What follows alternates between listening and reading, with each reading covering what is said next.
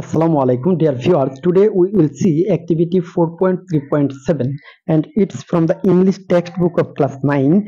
And so, if you want to join with me, you can open at page 59. Here you will find the activity.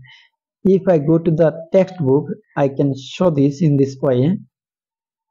Text বই যদি চলে যাই তাহলে উত্তরটা অর্থাৎ প্রশ্নটা সরাসরি যেভাবে আছে সেভাবে হচ্ছে এরকম 4.3.7. Now read the text A in activity 4.3.3. অর্থাৎ 4.3.3 তে যে একটা টেক্সট ছিল এ, সেটা হচ্ছে মিস্টার কলিন্স সম্পর্কে, সেটা পড়তে বলা হচ্ছে। And the text B in activity 4.3.5 এবং অ্যাক্টিভিটি 4.3.5 এর যে টেক্সট বি ছিল সেটা হচ্ছে উইলবার এবং শার্লট সম্পর্কে, সেটাও পড়তে বলা হচ্ছে। and discuss in pairs or groups the criteria points given in the left column এবং লেফট কলামে in the grid, এই টেবিলের বা গ্রিডের যে ক্রাইটেরিয়া দেওয়া আছে সেটা তোমরা দলে বা জোড়ায় প্রথমে আলোচনা করে নিবা। then fill in the grid with information based on the text A and text B. তারপরে টেক্সট A এবং টেক্সট B এই ক্রাইটেরিয়া বা এই মানদণ্ডের অনুসারে তোমরা পূরণ করবা। তাহলে ক্রাইটেরিয়া কি? এখানে বলা হচ্ছে ফর্মাল, তাহলে ফর্মাল টোন বা সেন্টেন্স কোনগুলো আছে টেক্সট এ তে সেটি লিখবো এখানে, আর টেক্সট বি তে ফর্মাল কোনগুলো আছে সেগুলো লিখবো এখানে। ঠিক এইভাবে ইনফর্মাল কোনগুলো আছে টেক্সট এ থেকে সেগুলো লিখবো টেক্সট এ এর নিচে থাকা যে খালি আছে ব্ল্যাঙ্ক স্পেস এখানে লিখবো। টেক্সট বি তে যেগুলো আছে সেগুলো টেক্সট বি এর নিচে লিখবো। ঠিক তদ্রুপভাবে চয়েস অফ ওয়ার্ডস বা শব্দ চয়ন টেক্সট এ তে যেগুলো থেকে আমরা শব্দগুলা নির্বাচিত করব এগুলো এখানে লিখবো, টেক্সট বি তে নির্বাচিত শব্দগুলো এখানে লিখবো। ভয়েস অফ দ্য অথর, লেখকের কণ্ঠস্বর, এখানে টেক্সট এ থেকে যেগুলো পাবো এখানে লিখবো, টেক্সট বি থেকে যেগুলো পাবো এখানে লিখবো। মুড, মেজাজ বা ভাব, টেক্সট এ এখানে লিখবো, টেক্সট বি এখানে লিখবো। ফিলিংস বা অনুভূতি, টেক্সট এ থেকে যেটা পাই এটা এখানে লিখবো, টেক্সট বি থেকে যেটা পাই সেটা এইখানে লিখবো।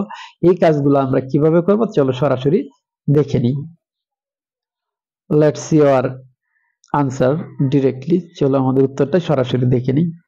তাহলে আমরা প্রশ্নটা এইভাবে লিখবো, উত্তরটা প্রশ্নের উত্তরটা এইভাবে লিখবো। ক্রাইটেরিয়া টেক্সট এ টেক্সট বি। ফর্মাল, টেক্সট এ তে ফর্মাল আছে mister Collins was not a sensible man এবং দিবা এ ফরচুনেট চান্স হ্যাড রিকমেন্ডেড হিম। এই পুরো সেন্টেন্সটা আর কি ডট ডট দিলাম মানে পুরো সেন্টেন্সটা, তোমরা টেক্সট এ তে প্যাসেজ দেখে দেখে পুরো সেন্টেন্সটা লিখবা। আর টেক্সট বি তে লিখবা ইউর সাকসেস, পুরো সেন্টেন্সটা মাই সাকসেস পর্যন্ত একবারে।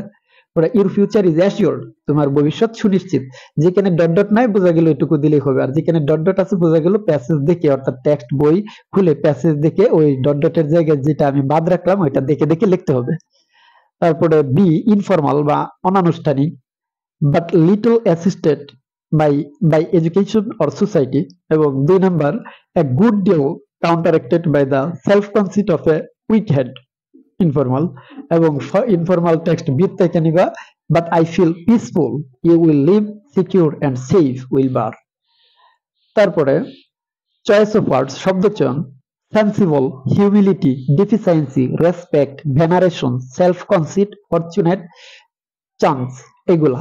টেক্সট বি থেকে শব্দ চয়ন করলে আমরা যে শব্দগুলা নিতে পারি success, peaceful, assured, secure and safe, lovely world, precious days, এগুলা।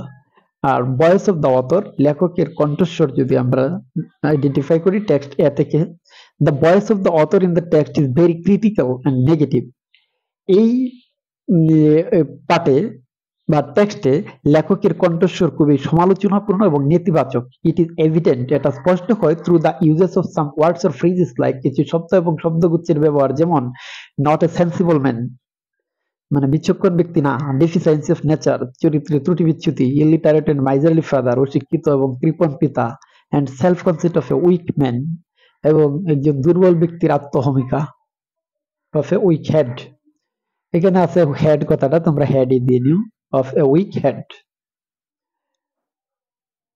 তারপর হচ্ছে টেক্সট বি তে ভয়েসটা কেমন, অথর বা লেখিকার দ্য ভয়েস, লেখকের কণ্ঠস্বরটা হচ্ছে টেক্সট বি তে ইজ ভেরি কমফোর্টিং, খুবই সান্ত্বনা সূচক, কেয়ারিং, যত্নপূর্ণ, যত্নসূচক বা যত্নবান, অ্যাসিউরিং মানে আশ্বাসপূর্ণ, এন্ড ইন্টিমেট অন্তরঙ্গ। ইট ইজ এভিডেন্ট, এটা স্পষ্ট হয় through the expressions like feel peaceful, কিছু অভিব্যক্তি যেমন শান্তি অনুভব করছি, ইউর ফিউচার ইজ অ্যাসিওরড, তোমার ভবিষ্যৎ সুনিশ্চিত, and all the sights and sounds থেকে শুরু করে পুরো সেন্টেন্সটা লিখবা। এই সমস্ত দৃশ্য কোলাহল এবং সবকিছুই তোমার জন্যই, এই সুন্দর পৃথিবীটা তোমার উপভোগ করার জন্য। এইগুলা থেকে বোঝা যায় যে এটা কোন ধরনের ভয়েস প্রকাশ পাইলো অথর বা লেখকের। তারপরে আমরা চলে যাই ভয়েস অফ দ্য অথরের পরে আছে মুড। মুড মেজাজ বা ভাব। The overall mood of the text is very critical, judgmental and ironic. এই পার্টের ওভারঅল বা সার্বিক মুড যেটা বা ভাব যেটা, সেটা খুবই সমালোচনাপূর্ণ, জাজমেন্টাল সূক্ষ্ম বিচারপূর্ণ বা সিদ্ধান্তমূলক এবং ব্যঙ্গাত্মক। ইন এ ওয়ার্ড, এক কথায় the mood is very disapproving of mister Collins. Mister Collins সম্পর্কে নিন্দাসূচক। তার টেক্সট বিতে the mood in the text is a mixture of optimism, assurance and affection. এবং এই পার্টে বা টেক্সট বিতে মুডটা হচ্ছে আশাবাদ বা আশাব্যঞ্জক, নিশ্চয়তা এবং যত্ন বা স্নেহের সংমিশ্রণ। এগুলার সংমিশ্রণ পাওয়া যায়। ফিলিংসটা কি?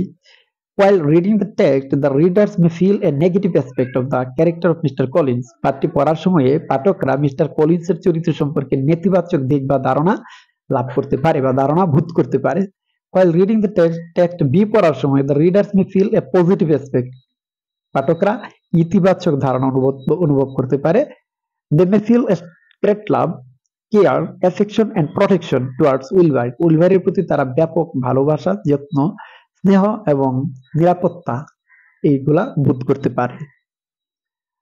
Thank you.